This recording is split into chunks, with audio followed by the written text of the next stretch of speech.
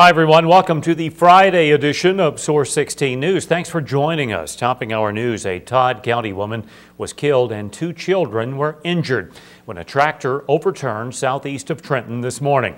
Around 11:45, 41-year-old Barbara Byler of Trenton was driving a New Holland TL90 farm tractor east on Kentucky 848 Pencham Road when state police say she lost control of the tractor. Police report the tractor crossed the westbound lane, exited the roadway into a field where the tractor overturned on Byler. Byler was pronounced dead at the scene by the Todd County coroner. According to state police, 2 children riding on the tractor, 5-year-old Joseph Byler and 3-year-old Jolene Byler, both of Trenton, were thrown from the tractor and transported by ambulance to Gateway Medical Center in Clarksville for treatment of minor injuries. Preliminary statistics indicate unemployment rates are down in 84 Kentucky counties. Between December 2009 and December 2010, the unemployment rate dropped in the following counties in the Source 16 viewing area. Fulton County is now at 12.1%, Trigg County 11.3% jobless rate, Marshall County 11.1%, Christian County 10.4%, Todd County 10.3%. Graves County posted a 9.7% unemployment rate last month, Ohio County 8.9%, Caldwell County 8.5%, and Hopkins County a jobless rate of 8.2%. Meanwhile, unemployment rates increased in Callaway and Muhlenberg counties during the same time period.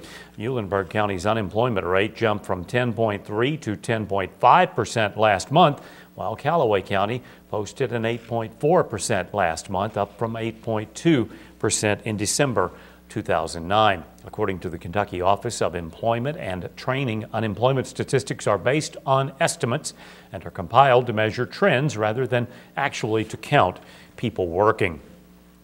A 16-year-old male has been charged with allegedly attempting to rape an 18-year-old female at Hopkinsville High School 2 weeks ago.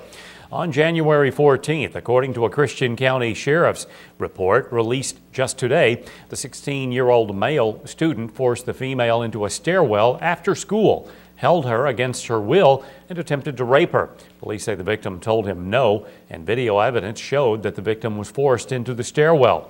The victim told police she was attempting to fight off the 16-year-old boy when a teacher found them and took them to the office.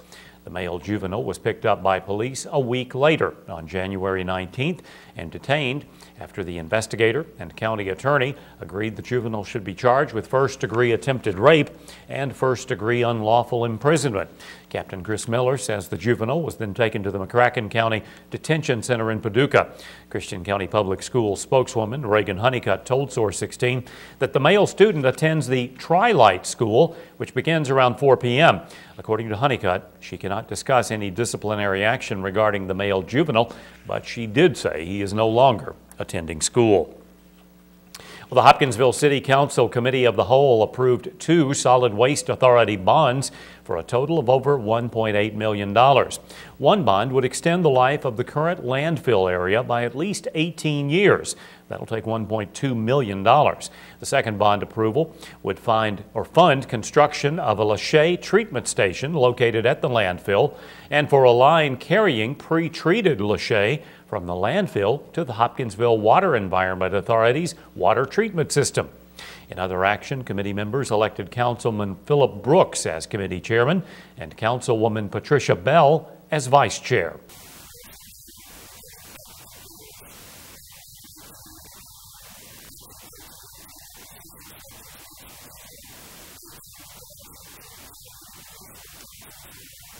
Meanwhile, committee members forwarded to City Council design work on proposed welcome signs.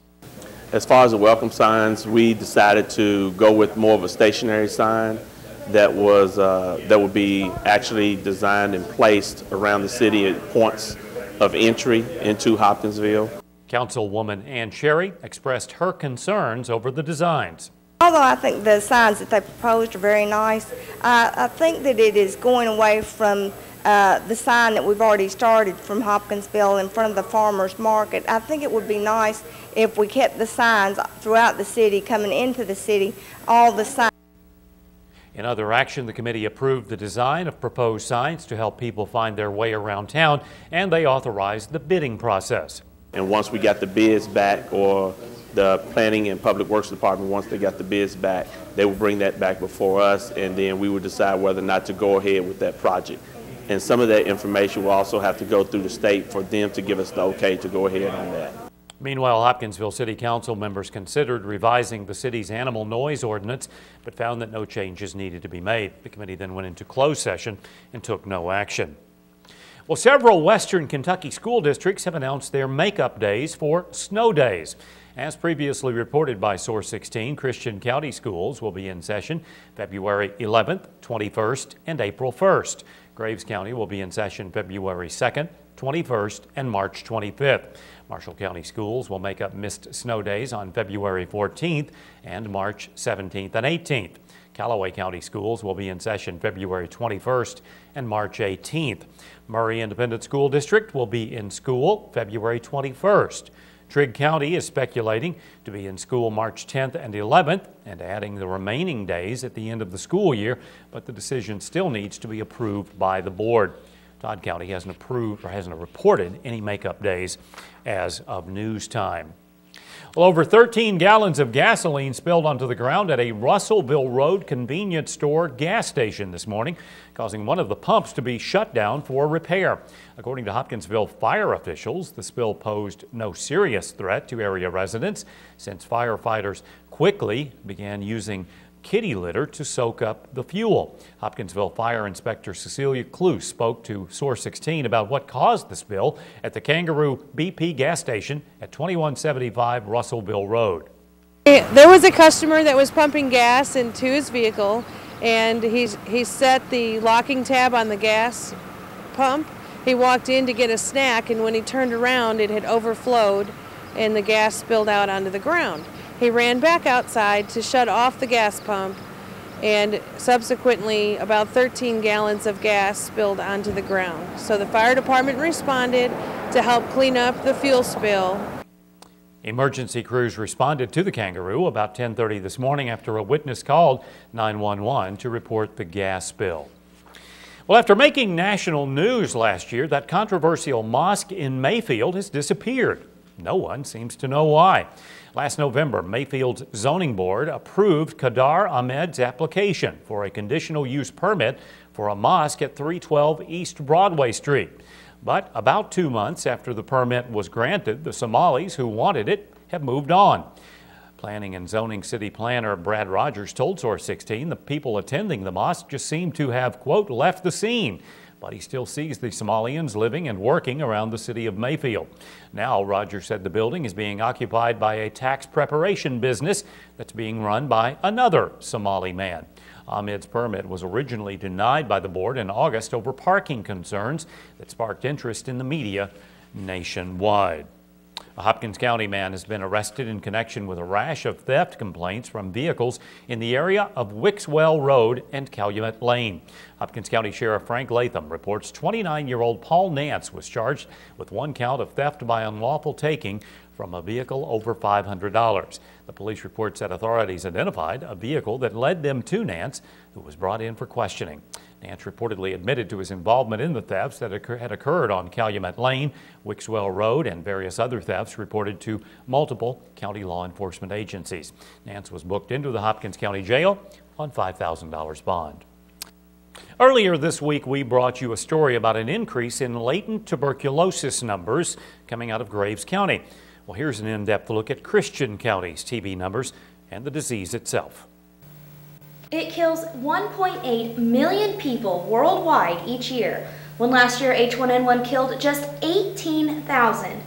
With such a big death toll, we don't hear much about tuberculosis these days, but the disease is still out there and more common than you think.